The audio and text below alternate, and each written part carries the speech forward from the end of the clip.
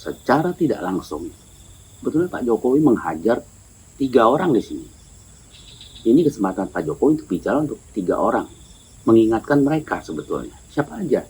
AHY, Anies, dan Surya Paloh. Itu diingatkan oleh Pak Jokowi. Syukur-syukur mereka sadar.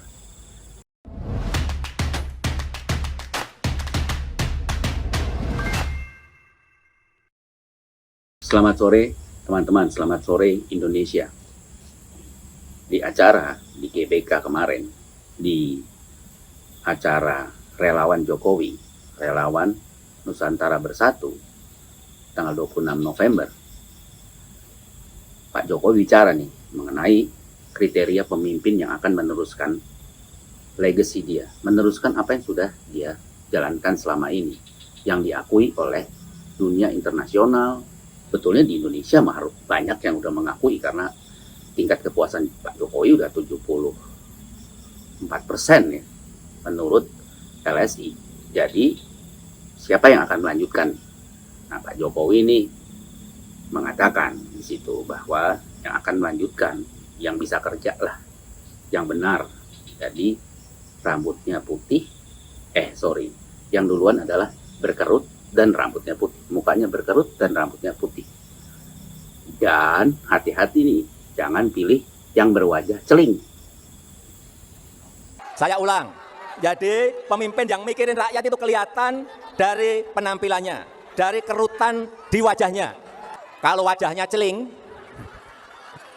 bersih, tidak ada kerutan di wajahnya, hati-hati. Lihat juga, lihat rambutnya. Wah, kalau rambutnya putih semua, nah ini mikir rakyat ini. Seketika apa yang dikatakan oleh Pak Jokowi langsung membuat reaksi yang dari mana-mana lah, reaksi bahwa kalau menjadi pemimpin yang benar bekerja itu adalah berkeriput lah, punya keriput, terus rambut putih, karena memikirkan rakyat. Reaksi macam-macam lah. Ada yang bilang, wah ini berarti Ganjar nih. Ada lagi bilang, wah kalau orang keriput ya bukan soal kerja, ya udah tua juga keriput. Betul semua lah. Udah lah, kita nggak bicara itu. Tapi bagi saya pribadi, ya di sini Pak Jokowi hanya mengatakan bahwa secara tidak langsung, betulnya Pak Jokowi menghajar 3 orang di sini. Ini kesempatan Pak Jokowi untuk bicara untuk 3 orang, mengingatkan mereka sebetulnya. Siapa aja? AHY, Anies, dan Surya Paloh. Itu diingatkan oleh Pak Jokowi. Syukur-syukur mereka sadar. Kenapa? AHY wajahnya celing, si Anies juga celing, dan yang namanya Surya Paloh lupa terhadap kontinuitas yang sudah on the track, sudah dalam jalur yang benar. Milih orang yang antitesanya Pak Jokowi. Waduh, berabe. Pertama kita bicara dulu mengenai AHY ya. AHY. Ya AHY ini visinya ternyata nggak panjang, visinya yang deket-deket aja lah ya. Selalu dia bicara mengenai infrastruktur yang menghabiskan APBN ugal-ugalan dan lain-lain. Terakhir dia bicara di pelantikan DPC Jawa Barat. Dia lakukan itu. Dia katakan bahwa rakyat kelaparan, rakyat miskin, segala macam lah. Pokoknya infrastruktur nggak ada gunanya. Di pertemuan kemarin, di pertemuan relawan kemarin, tanggal 26, Pak Jokowi langsung mengingatkan, ini adalah fondasi untuk Indonesia maju. Butuh infrastruktur yang selama bapaknya memerintah, bapaknya AHY memerintah 10 tahun kemarin jalan di tempat. Tidak ada visi ke depan. Hanya visi yang sebentar aja, yaitu tadi BLT. Tapi ke depannya seperti apa? Nah, Pak Jokowi meletakkan fondasi untuk 20 tahun, 30 tahun, bahkan 100 tahun kemudian. Itu. Kasihan AHY, tidak diajarin. Ya maklumlah karbitan, tidak punya pengalaman apa-apa, tidak punya hasil apa-apa. Bapaknya, ya saya nggak tahu ngajarinnya seperti apa. Dan senior-senior di partainya, bagaimana mereka mengajarkan AHY supaya mempunyai visi ke depan. Visi ke depan, bukan visi hari ini. Hari ini adalah hari ini. Kedepannya bagaimana Indonesia? Karena Indonesia ini sekarang sudah diakui oleh dunia semenjak Pak Jokowi. Jelas itu terlihat di KTT G20 semua mengakui. Bahkan yang namanya Managing Director IMF Indonesia, dia katakan Indonesia adalah titik terang di kesurahman ekonomi dunia. Bayangkan. Jadi, visi Pak Jokowi itu jauh ke depan. Mirip-mirip Bung Karno dulu. Ya, itu. Itu yang nggak nyampe. Yang namanya AHY. Maklum karbitan. Taunya cuman kelaparan, rakyat susah. Nah, rakyat yang mana yang susah? Yang mana yang kelaparan? Coba kita lihat.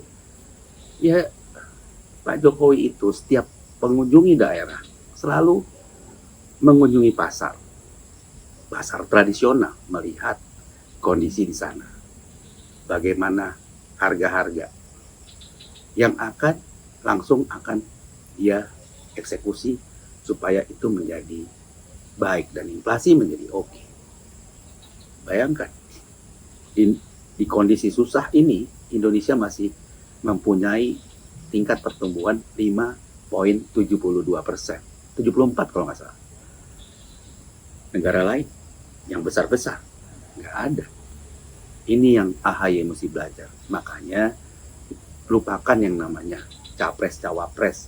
Belajar dulu menjadi minimal wali kota, minimal bupati, minimal gubernur, baru menjadi calon pemimpin Indonesia yang besar ini, 278 juta penduduk. AHY tidak pernah merasakan kesulitan, nggak pernah merasakan kesusahan. Bagaimana dia bicara tentang kesusahan? Bagaimana dia bicara tentang kesulitan? AHY lahir dari keluarga yang sudah berada, anak jenderal. Masuk AKABRI juga mudah. Oke, dia pintar memang. Pintar. Terus mayor pensiun dini. Mau masuk DKI selesai. Masuk ke Partai Demokrat. Menjadi pemimpin karena karpet merah. Bukan karena hasil kerjanya. AHY tidak punya pengalaman apa-apa. Nah, itu adalah sindiran dari Pak Jokowi. Orang berwajah celing. Kemudian kita bicara lagi yang sekarang sudah menjadi baca presnya Partai Nasdem yang namanya Anies Baswedan. Ya, dia wajahnya juga celing juga ya. Celing banget gitu. Senyum gitu kan. Begitu ngomong kata-kata indah senyum-senyum gitu. Nah, lucu sih bagi saya. Ya, kalau misalnya dikatakan Anies itu berprestasi ya. Anies itu adalah pecatan dari Mendikbud pada saat Pak Jokowi dulu di periode pertama. Jelas bahwa dia tidak bisa kerja. Nggak bisa kerja Anies. Kata-kata bisa. Kata-kata indah jago. Tapi kerja mana bisa. Kita lihat DKI Jakarta. Yang ada kelebihan bayar. Yang ada Formula E. Yang merugikan. Ya. Terus balik lagi sumur resapan yang nggak jelas. Sampai hari ini nggak jelas nih sumur resapan gunanya apa. Terus apa lagi? DP 0%. OKOC. Semua nggak ada. Omdo. Nggak ada kan? Cuman pintar berkata-kata. Makanya wajahnya celing. Anies nggak pernah ke pasar. Pernah Anies ke pasar? Nggak pernah. Ya taruhlah ke pasar cuman buat pencitraan. Jadi kalau ada orang bilang Pak Jokowi pencitraan, kebalik. Ya.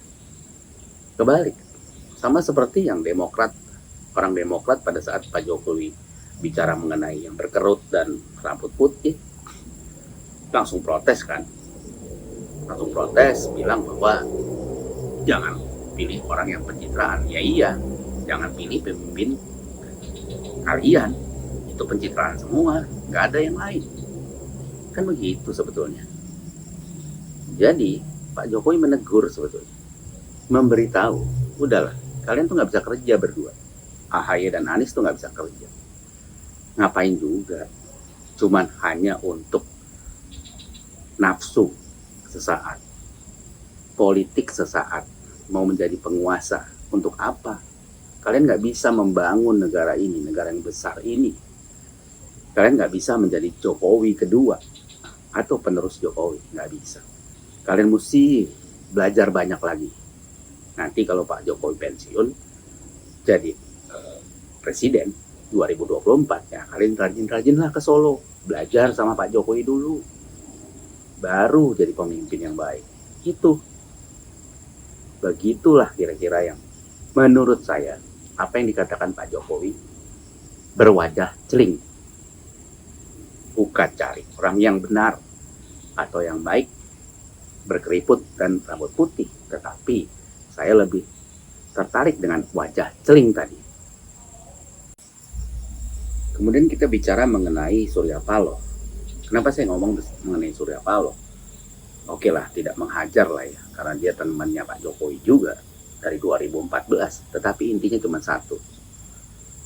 Apa yang dikatakan Pak Jokowi bahwa perlu keberlangsungan, dan ini sudah on the track, sudah pada jalur sebenarnya. Itu yang diingatkan oleh Pak Jokowi kepada Surya Paloh. Karena Surya Paloh ternyata memilih yang namanya antitesa Pak Jokowi, yang namanya Anies Baswedan sebagai baca presnya dia. Pak Jokowi kasih tahu langsung. Kasih tahulah oleh Pak Jokowi. Di situ secara tidak langsung bahwa kontinuitas atau keberlangsungan apa yang sudah dia letakkan sebagai fondasi untuk menjadikan Indonesia maju, itu sudah dilakukan.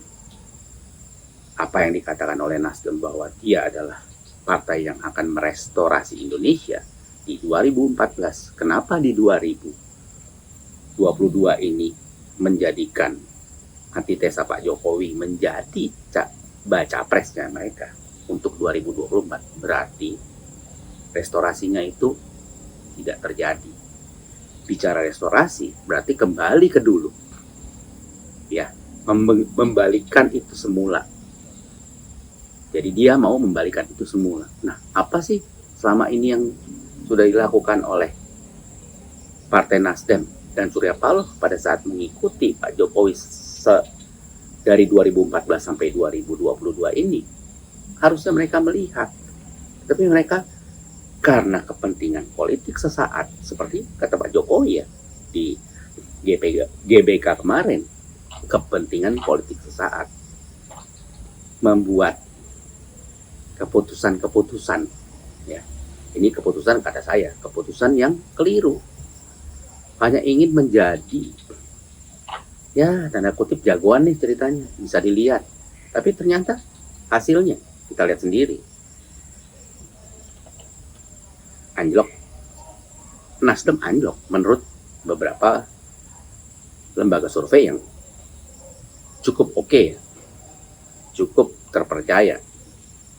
Itu jadi mestinya Nasdem baliklah on the track.